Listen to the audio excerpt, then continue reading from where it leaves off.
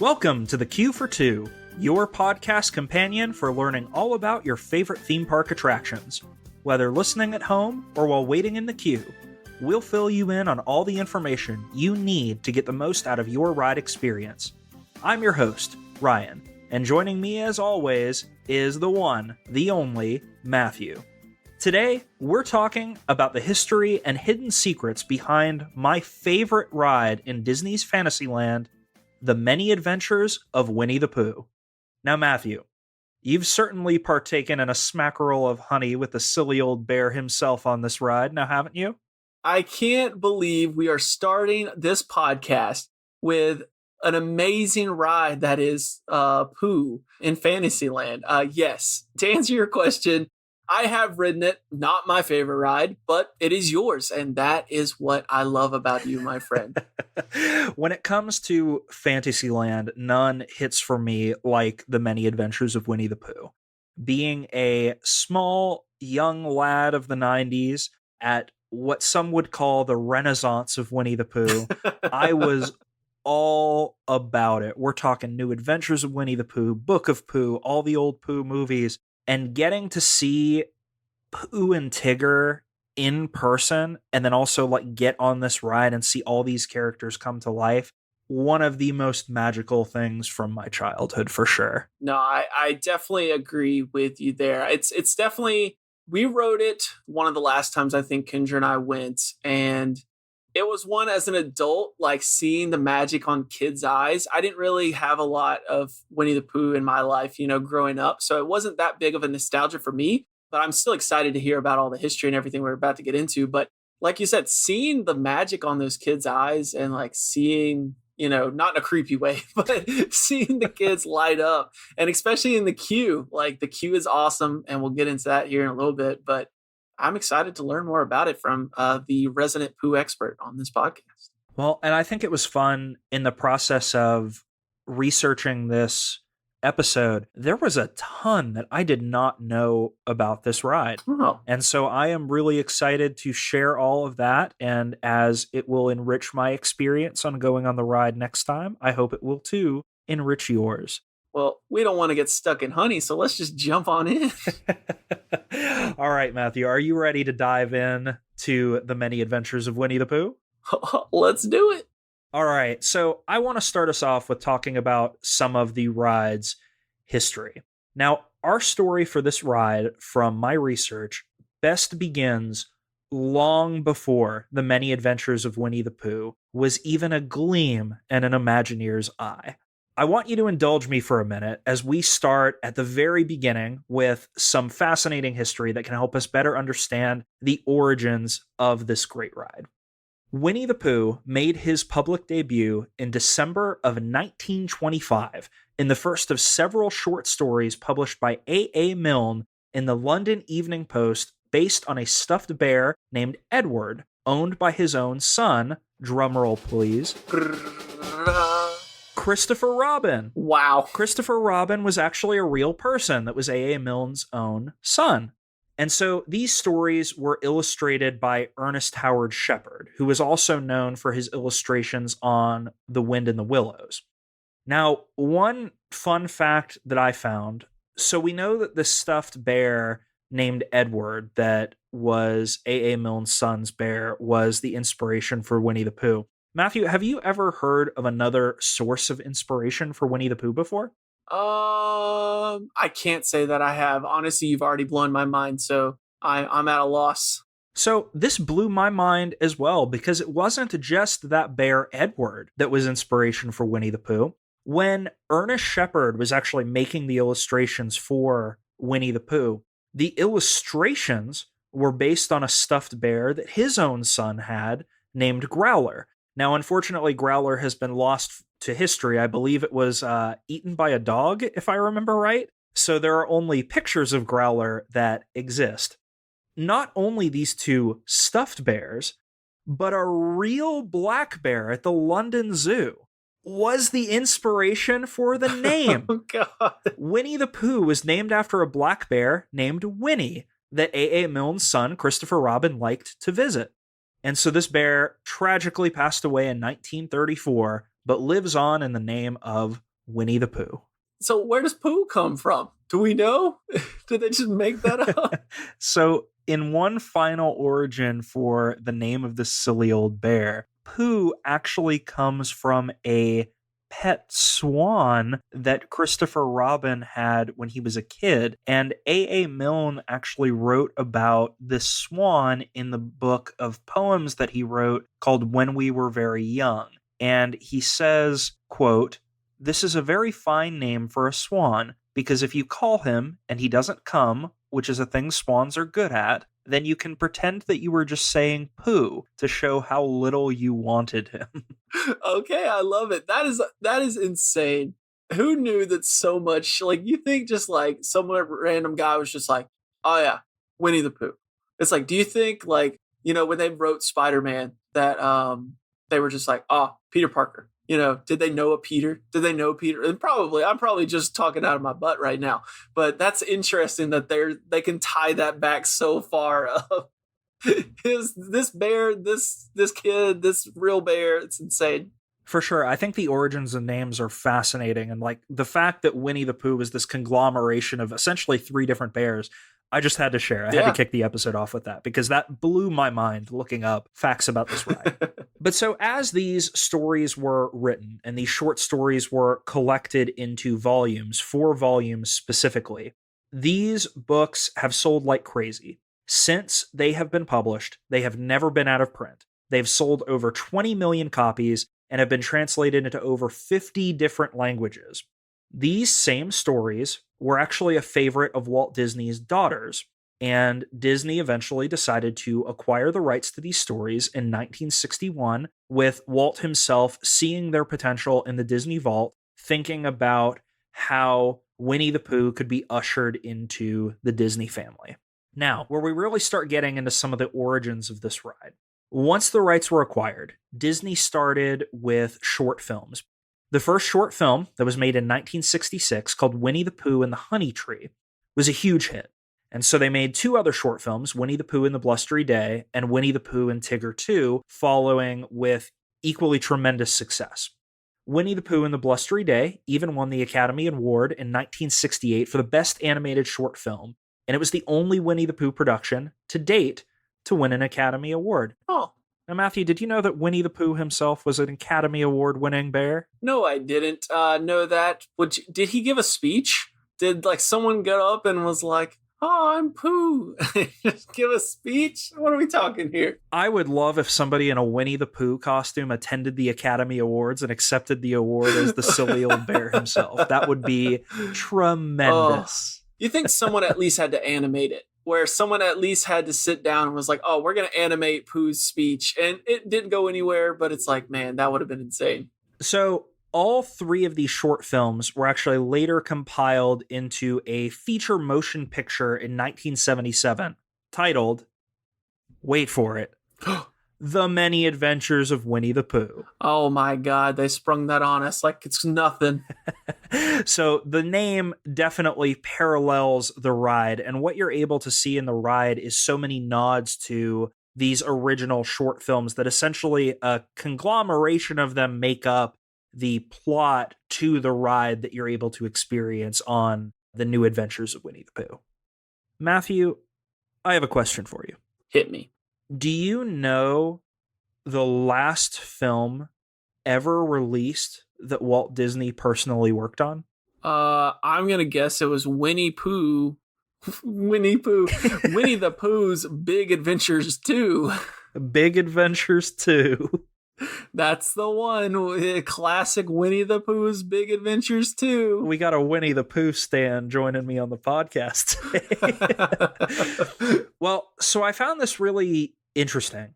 Walt Disney passed away on December 15th, 1966.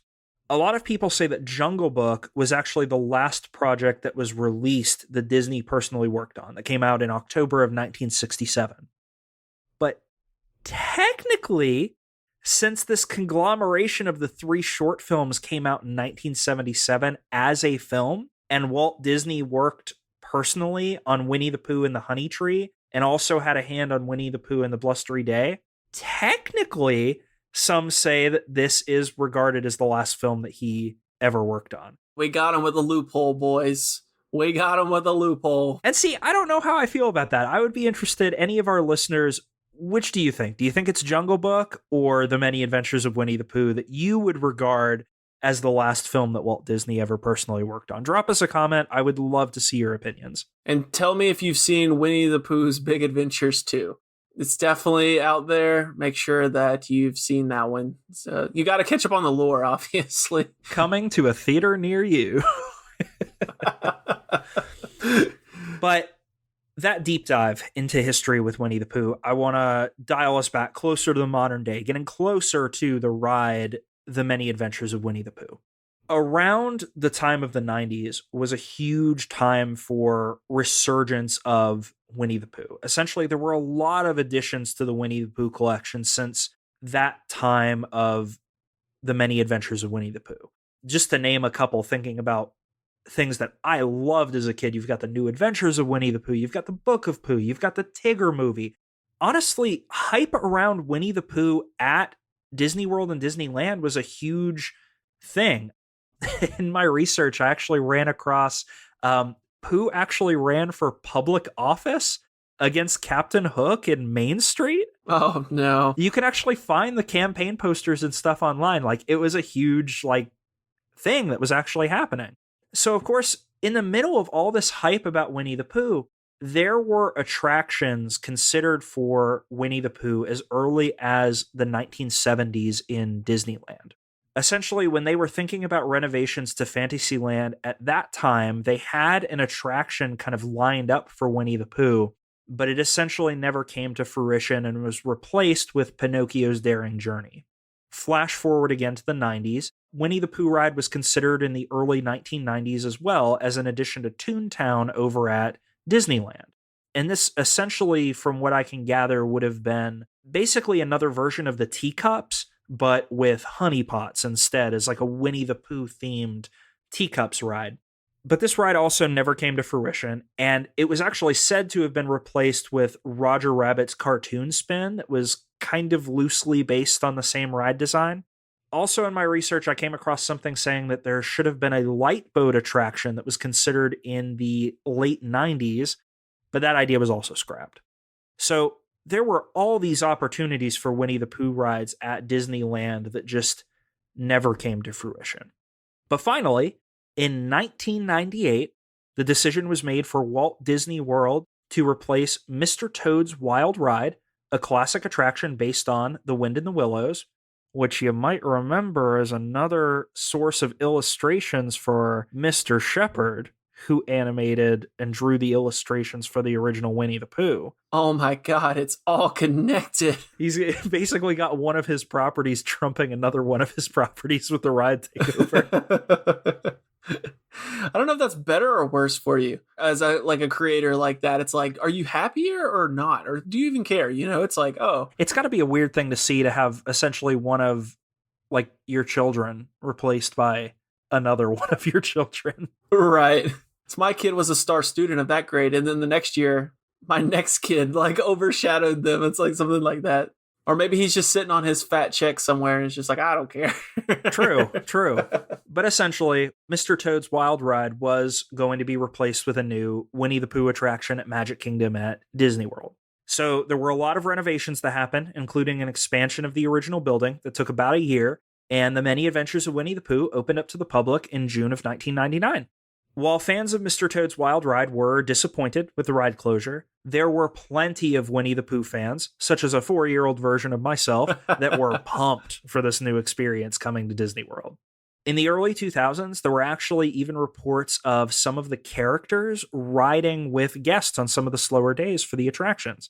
Now, Matthew, how cool would it be to ride this ride with the one, the only, Tigger himself? See, you went for Tigger. I think I would love to ride with Eeyore, because just picture Eeyore sitting there and, you're going by and he just can't even grin. He's just so sad. And something about that beautiful donkey would just make it so much better. Man, with Tigger, though, it's going to be bouncy, trouncy, flouncy, pouncy, fun. Oh, man, it's going to be so fun. But Eeyore, he's going to level you out a little bit. You know, you're going to be screaming, you're going to be excited. Eeyore's going to like level you out. And it's just going to be, you're going to bliss through the whole ride. You're going to have a great ride. I think riding with Eeyore would be quite the experience. And you go right by his home on the way into the attraction. So you could just pick him up from home and tell him to join you. Or kick him out of the car and make him go home. Aw, poor Eeyore. I guess I'm hitchhiking again. Oh. Well, Matthew, are you ready to jump into the official ride description and go on the journey that is The Many Adventures of Winnie the Pooh? I'm ready. Be swept away by a gust of wind with Gopher, Piglet, Eeyore, Kanga, and Roo before sliding into Owl's house. Bob up and down with Tigger during a hide-and-seek adventure. Enter a dream world where singing heffalumps and woozles spring up and down. It's a delightful romp through scenes and songs made famous in the classic Disney film Winnie the Pooh, which they don't have the actual name right. It's The Many Adventures of Winnie the Pooh, but anyway. Oh, man. Before saying goodbye to your new friends, celebrate with Pooh as he finally gets his paws on what he's been searching for. And it leaves it there, but we all know it's that sweet, sweet honey. Oh, yeah. And Matthew, that part with Winnie the Pooh at the end where he actually gets his honey, that part of the ride is based on Winnie the Pooh and the Honey Tree, while the rest of the ride, for the most part, is based on the Academy Award-winning film Winnie the Pooh and the Blustery Day. That's what I was wondering, because I was trying to remember a little bit, and I don't remember those films as well, but I do remember those specific parts when we wrote it not that long ago. So that is interesting that they sort of took some parts and pieces from all of them. Well, and there have been criticism by some riders of the attraction that say that the story is disjointed because they kind of mishmashed a lot of different parts from some of the plots of Winnie the Pooh. But overall, riding it, the story to me flows reasonably well. Like, it is a mishmash of different parts, but I don't think it jumps out to me as horribly disjointed. Right. One of the other things that's kind of fun about this attraction too, during the ride, you can also notice the dynamics of your honeypot vehicle change to fit the situation in the actual attraction. So like when we were talking about when you're with Tigger, the vehicles kind of go up and down like they're bouncing. Oh. And during the flood, the vehicles kind of move like they're floating in water. So those are kind of subtle things that the attraction also adds in to kind of help with the immersion that I think is cool as well. That's a really cool point that you bring up, because it's one of those, like you said, when you say subtle, it's like I can picture it now and I remember them doing that, but I didn't even really my brain registered in the back enough that I remembered it, but it wasn't one that I'm like, oh, this is cool, because like you said, it's super immersive, and that's a really cool point. Yeah, it's really subtle, but it adds a lot to the attraction and, like you said, helps with the immersion that I think is a lot of fun. And when you're talking about immersion too, I think it's fun going into the ride when we talk about the actual queue for the attraction. They added a lot of features in 2010 with the expansion of New Fantasyland to really make it feel like you're kind of in the 100 Acre Woods going into Winnie the Pooh's world. Because you've got the fun activities in Rabbit's Garden, you've got the painting with the honey on the virtual screens, and you can even visit the homes of Eeyore and Winnie the Pooh. I'm really glad that you brought up the queue, because honestly, that is like one of my favorite parts. I love when queues at Disney are like super immersive. Well, anywhere immersive, but Disney is the king of it. And I specifically remember I'm an adult and I was still like jealous of these kids like playing with all like the playground stuff. I'm like, man, they got so much cool stuff. And then you get like near the end and they've got like the honey wall that you can actually like draw on and like do everything. So yes, you tell me more about this queue if you've got anything else, because I love the queues, and especially the one at Pooh, because that was super immersive. We do have some fun facts about some Easter eggs in the queue that we can talk about a little later in the episode. I love Rabbit's Garden with like the little gophers and everything popping up. I think it's just a really fun touch. Mm-hmm. But I will say, for anybody that's going to be waiting in this queue, beware if you already have the brewings of a headache, because man, those melon and pumpkin drubs can be a killer if kids are just going to town on those. And they will. They 100% will. No matter what time of day that you're in line, they will be banging on those drums. Oh yeah, if you build them, they will come and they will bang on the drums. No, but I think that expansion did a lot for the ride, because if you keep guests entertained in the queue, the time is going to fly by while you're in the queue a lot quicker. And I would also be remiss if I didn't mention as well, as most rides do, this one does end in a gift shop. And with the same expansion, the gift shop changed from the name Pooh's Thoughtful Spot to what I think is the far superior 100 Acre Goods. Oh, I didn't even realize that was the name. That's perfect. It's perfection. I love it. I would also be remiss if I didn't close out our history section with just giving a brief shout out to other iterations of the attraction around the world. So just kind of running through these in chronological order. In 2003, Disneyland finally got its own similar version of the attraction, which replaced the Country Bear Jamboree at Disneyland.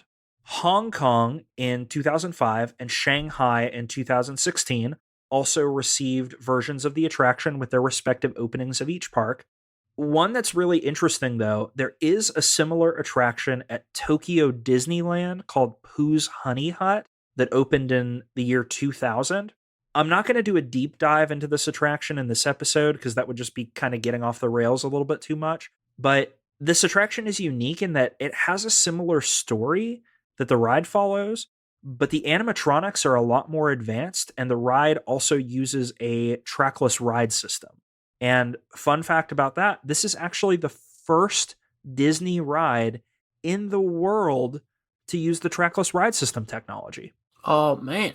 I found super fascinating because, Matthew, you probably know the trackless ride system is getting more and more popular now with a lot of rides like Rise of the Resistance and the Ratatouille ride at Disney World. And so it's interesting to see that its origins actually sit with Winnie the Pooh. Like we said, everything ties back to that honey-loving bear at the end of the day. It all comes back to the silly old bear. Well, Matthew, that's about all the history I had on this attraction. But when I was going through my research, I did stumble across kind of several just random odd facts about the attraction and kind of Easter eggs in the ride that I wanted to share because some of these really blew my mind, and I am going to appreciate these things a lot more about the attraction the next time I visit. Matthew, are you familiar with Paul Winchell? Does that name ring a bell to you? Not in the slightest. So for diehard fans of Winnie the Pooh, Paul Winchell is a pretty big name as Tigger's original voice actor. Oh. Now, the reason I'm bringing that up now is that the characters for the original attraction here were all voiced by their current voice actors at the time the ride came out, except for Tigger, who was voiced by Paul Winchell. Oh, wow.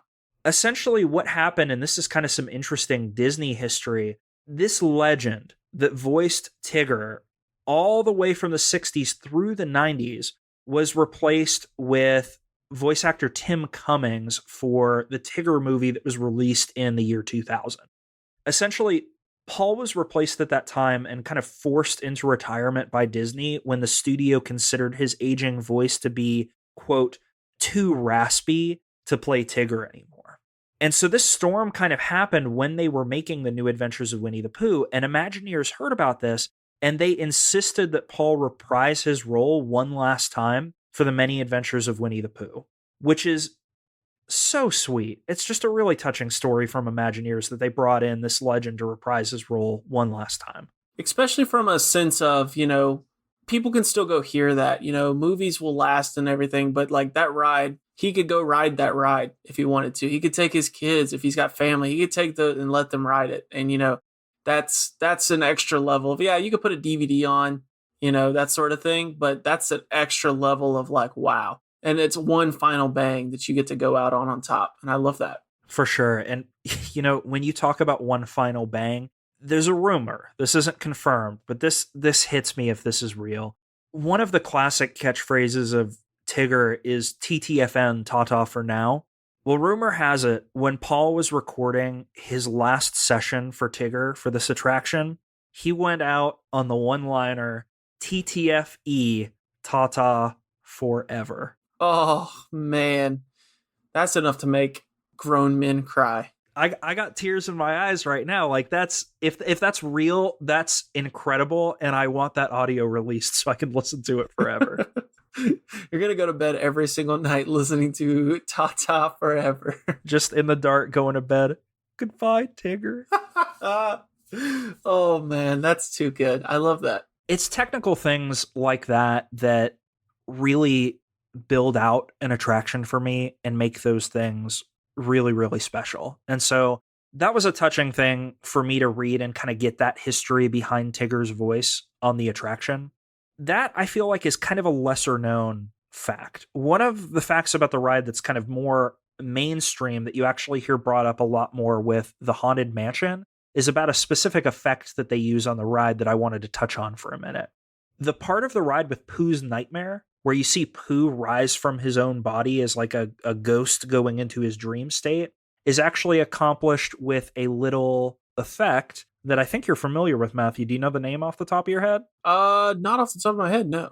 This is called the infamous Pepper's Ghost effect. Oh, that's right. Okay, now that you say it, sounds familiar. I knew it was in there. You're familiar with the Pepper's Ghost effect. You hear it all the time with Haunted Mansion, but I feel like you hear it less talked about with this part of the Many Adventures of Winnie the Pooh. And so I'm not going to dive in deep on this. Maybe we'll go into a more technical aspect of it when we dive into the Haunted Mansion in the future. But essentially, just this kind of like a quick two-liner. This is basically a technique where they use a pane of angled glass, and it's an optical illusion that involves placing that large piece of glass at an angle in front of a brightly lit stage room that reflects a ghost object from an adjacent dark hidden room.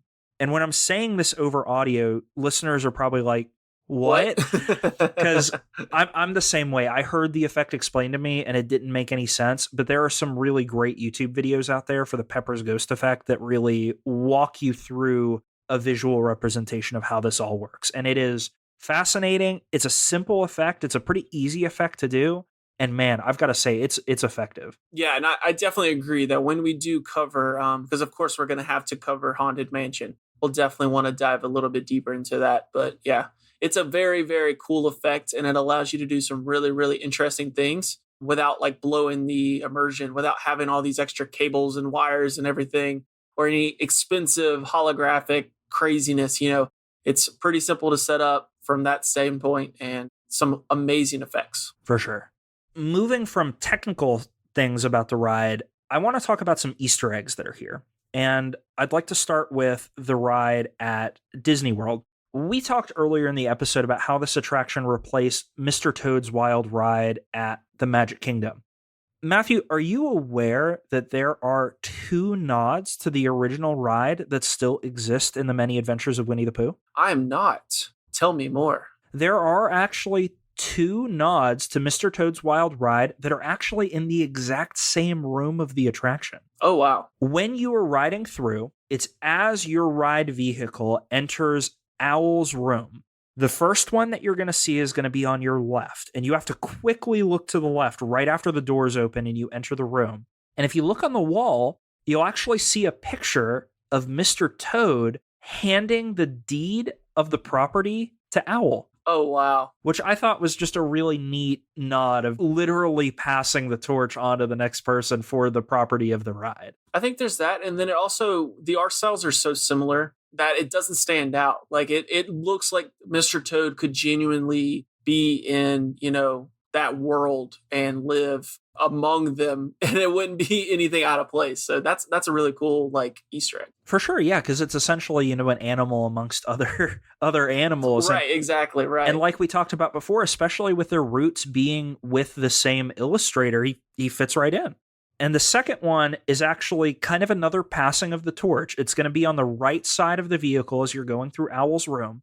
When you look on the floor, right behind the armchair, you can actually see a picture of Mole with Winnie the Pooh. And it's said that this is to be depicting Mole moving out of the home to make way for Winnie the Pooh. Aww. I just love seeing that kind of camaraderie and passing the torch on from one attraction to the other. And that's one thing, not to spoil future episodes, that I'm excited, because as we're learning more about these rides, I think we're going to realize that there are a lot of like little nods in that for, you know, what became before. So that's a really cool thing. And Matthew, it is incredible that you say that there's all these little nods to small attractions that we didn't notice, because did you know that Mr. Toad's Wild Ride is not the only dead attraction that has a nod to it in the Many Adventures of Winnie the Pooh? That does not surprise me, but I don't know what it would be. The attraction in question, the nod to it, is actually in the ride queue. As you're entering the queue, you'll be met at the front with Winnie the Pooh's own home that small children can go in and out of the doors and explore. Well, if you go inside the treehouse, above the larger door, you can see engraved in the wood, there's a picture of the Nautilus, the submarine from the ride 20,000 Leagues Under the Sea that officially closed in the Magic Kingdom back in 1994. But Matthew, let me ask you this. Mr. Toad's Wild Ride was previously in this building, so it makes total sense that there would be a nod to that attraction here. But 20,000 Leagues Under the Sea wasn't on the same property. It was in another part of New Fantasyland. So why would there be a nod to the Nautilus on the Many Adventures of Winnie the Pooh? Does it have to do with Imagineers working on both? In a way, I suppose you could say that. Sort of, kind of. Do you think that Mr. Sanders' treehouse was always in front of this ride queue? I would have to say no. With the leading question I'm asking, obviously the answer must be no. Well, you would be right, Matthew, and this blew my mind because I did not remember this at all.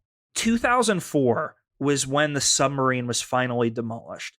And in 2005, on the same land as the original lagoon for 20,000 Leagues Under the Sea, a playground and a character meet and greet area called Pooh's Playful Spot was opened directly across from the Many Adventures of Winnie the Pooh. And this treehouse was originally part of that area, and so Imagineers incorporated it as a reference. And so it wasn't until 2010, when the spot closed to make its way for New Fantasyland, that Disney actually used a crane to move the 120-ton tree a mere 150 feet to the ride entrance to help connect it to the ride with the Enchanted Forest of New Fantasyland, and thus the tiny Nautilus moved with it. I love that so much. That's some dedication, and I love when they reuse props like we've talked about, and that's a huge thing. For sure. And you know, I would also be remiss with reusing props. There is also one cool nod at the attraction in Disneyland. That version of the attraction, as I mentioned, replaced the Country Bear Jamboree.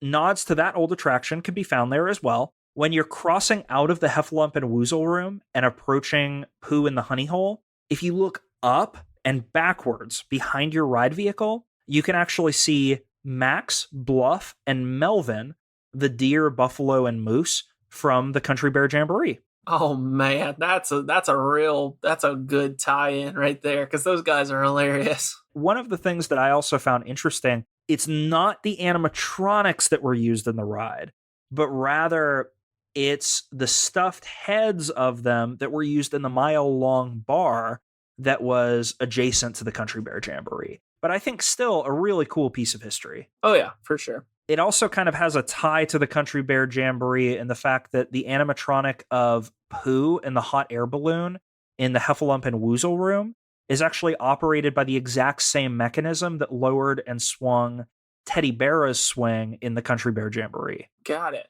Yeah, so it was kind of a neat recycling that they reused basically one of the mechanisms that worked in the old attraction. Now, Matthew, I got to close this out with two more quick facts. Shoot. With the ride at Disneyland, most of the attractions, the other versions of the attraction, have honeypots as their ride vehicles. Well, the one in Disneyland, the vehicles are actually beehives, or you could call them vehicles, if you will. Oh my God, they set us up. You set us up. They set us up. Somebody set me up for this, and I can't believe I fell for it. I love vehicles, and while I would love to call them all vehicles, they actually all have their own original names on the right front bumper of each ride vehicle. And one of the other kind of cool, fun nods with this, two of the ride vehicles, Winnie and Woozle, the two that start with a W, are actually the only two WAV vehicles, or wheelchair accessible vehicles. Oh, wow. That both start with a W. So it's a nice little nod to the acronym for that is the accessible ride vehicles. Yeah, that's really cool. And we love accessibility on this podcast. We love when rides, especially out of Disneyland, since that park is so old. So that's a really cool nod. For sure. And the last fact I have, and this is a fact? Question mark? I couldn't confirm this, but it was too cool to not talk about. We all know that Disney goes to great lengths to enrich their immersive experiences, including adding artificial smells to attractions.